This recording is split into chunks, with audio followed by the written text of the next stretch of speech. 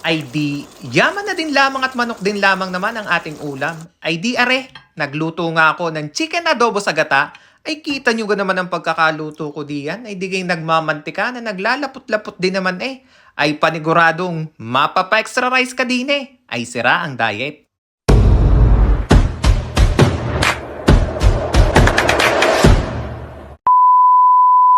Ay ano ga mga tropa, kamusta ga kayo? Ako si Andy, breadwinner at 8 taon ng caregiver dito sa bansang Israel. Pamilya muna, bago sarili. Ay di, samahan nyo nga ako sa isang craving satisfied video.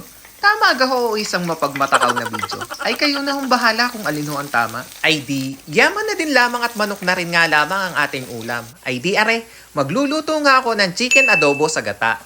Ay di, sa punto nga rin naggisa na ako ng ating bawang. Sinusta ko lamang nga rin ang bahagya, hinalo ng papagayon at papagarnay. Ay digay maya-maya pa'y sinunod ko na rin nga ring ating sibuyas. At rin naman ay hahaluin ko din ang papagayon at papagarnay. Lalayain ng kaunti hanggang sa lumabas na nga ang mga aroma nitong ating mga sangkap na ating ginigisa. Ay di, makalipas nga lamang ang ilang minuto ng paggigisa ko din sa ating bawang at sibuyas, ay di isusunod ko naman na ring ating karne ng manok. Ang karning manok nga pala na ginamit ko din ay 1 kilo naman. Ginayat ko lamang ng naaayon sa aking kagustuhan. Ganito kalalaki ang pagkakagayat ko din. Ay di, igigisa ko nga lamang ang ating karne ng manok o isasangkot sa baga ng bahagya. Hahaluin ko nga ng papagayon at papagarne.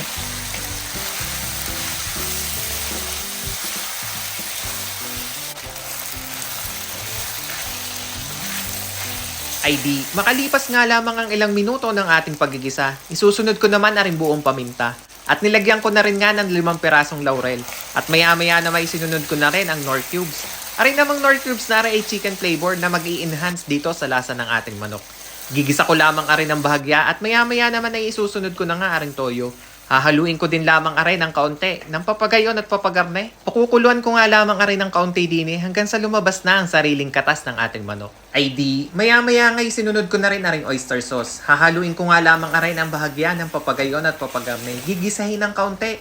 Ay di, maya-maya ngay sinunod ko na rin aring santasang tubig. At arin naman ibubuhos ko na lamang din ng papagayon at papagarne. Hahaluin ng kaunti at tatakpan ko na rin hanggang sa kumulo aray din sa mahinang apoy. Kumbagay palalambutin na natin din ang ating karne ng manok. Ay di, makalipas nga lamang ilang minuto ng ating pagpapakulo, ay di are, hahaluin ko naman are ng papagayon papagarne. Sisilip-silipin baga nang sa ganun ay hindi kumapit din ilalim ng kawali at nang sa ganun ay pantay din ang pagkakaluto ng ating karne ng manok. Ay di, maya-maya naman nga isinunod ko na aring ating suka. Ibubuhos ko lamang are ng papagayon at papagarne. Hahayaan ko lamang rin kumulo din hanggang 5 minuto at nang sa ganun ay mag-evaporate ang ating suka at ang hindi maghilaw baga. Ay di, nilagyan ko na rin nga ng 1 kutsarang asukal. Kulay puti naman ang ginamit ko. Ay di, makalipas nga lamang ang 5 minuto ay di na nga, hahaluin ko naman ang bahagya ng papagayon at papagarne. At hahayaan ko din lamang ring maluto din sa katamtamang apoy lamang nang sa ganun ay maganda rin ang pagkakaluto ng ating karne ng manok. Ay di, hahaluin ko nga lamang ng kaunti ng papagayon at papagarne. At maya-maya naman ay titimusan ko nga nang sa ganun ay ma-adjust pa natin ang lasa ng ating adobo. Ay di, maya-maya nga ay di tinikman ko na nga. Ay di, sawari ko naman nga ay kulang ng kaunting alat. Ay di, nagdagdag nga ako din ng kaunting asin. Hahayaan ko din lamang magkulo-kulo din at hahaluin ng bahagya at lulutuin na nga ating karne. Hahayaan ko na nga rin lamang lumambot din ang ating karne. Ay di, sa katamtamang apoy pa rin lamang ang ating pagpapakulo din Ay di, makalipas nga lamang ang ilang minuto, sawari ko naman ay malambot na nga ating karne. Ilagyan ko na rin nga ng siling labuyo at arin naman ang magbibigay ng kaunting anghang din sa ating adobo. Makalipas nga lamang ang ilang minuto ay di naman, binuhusan ko naman ng gata. At hahayaan ko din lamang magkulo din hanggang sa lumapot ng kaunti ang ating sabaw o magmantika ng bahagya ang ating pagkakaluto din sa chicken adobo sa gata. Ay di, para naman nga sa mga magtatanong ng full recipe ng ating chicken adobo sa gata, ay di, huwag niyong kakalimutang bisitahin dun sa may baba sa may description below at makikita nyo na mga sangkap na pinagagamit ko din sa ating chicken adobo sa gata.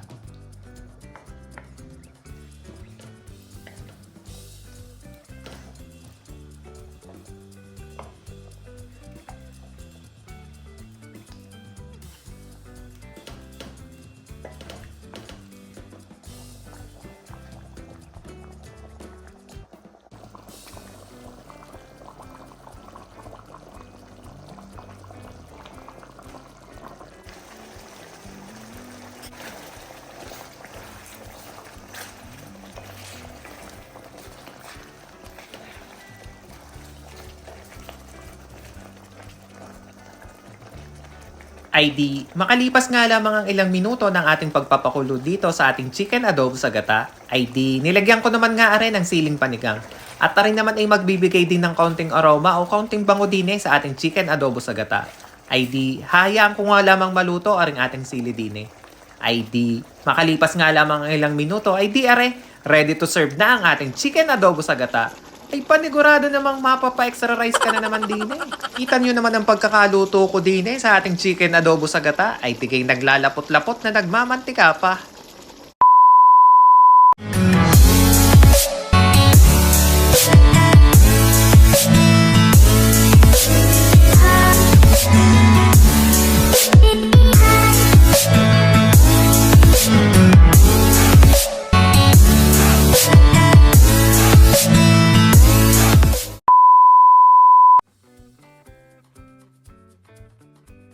Ay paano mga tropa? Ay di ari aking titimusan na. Ay mayroon na nga ako dining kanin. Ay di kay may panulak pa.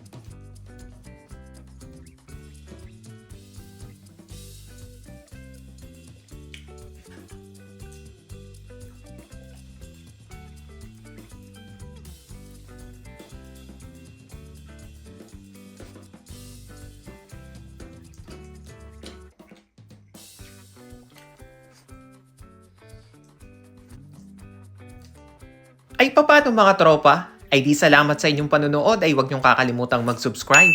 At nang tayo dumami na. Ay siya, dyan na muna kayo.